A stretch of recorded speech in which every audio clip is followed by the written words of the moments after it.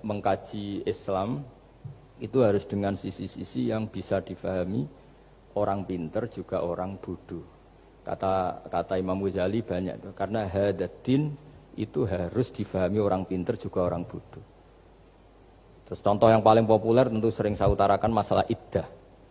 Iddahnya orang terceraikan itu 3 kali masa suci. Kalau menurut Abu Hanifah 3 kali masa haid.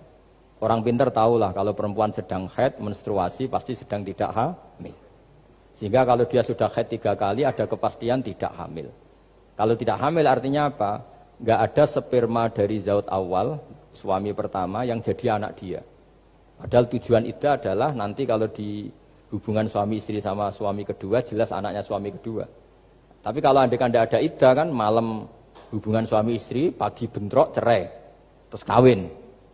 Kumpul suami istri lagi terus nanti anaknya itu anaknya siapa? Kan enggak jelas. Kalau sampean bisa klaim lewat DNA juga mungkin secara ilmu objektif Pak Rektor. Masalahnya juga bisa disuap kan?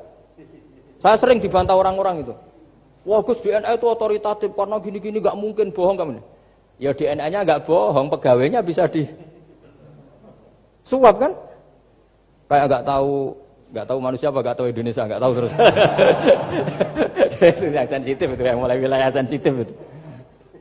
Kayak tahu manusia apa kayak tahu Indonesia? Manusia aja ya sudah. Berarti Anda sangat nasionalis. Jadi ribet kan?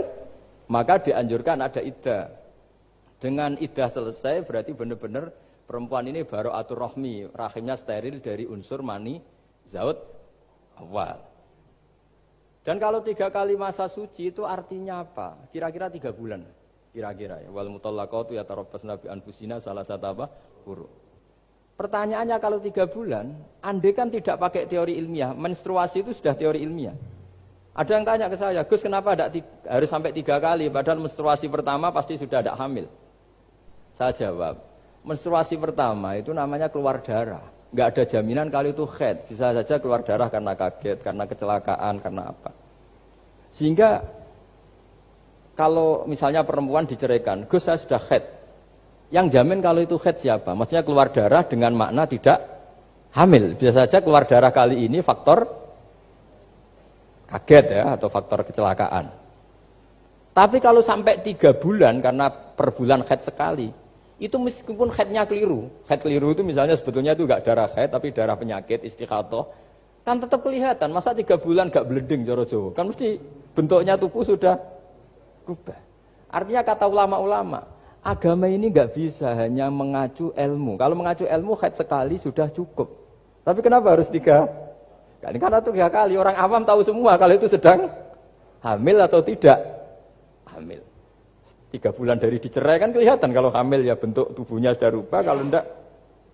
Intinya agama ini harus agama yang mudah difahami orang pinter juga difahami orang yang tidak pinter.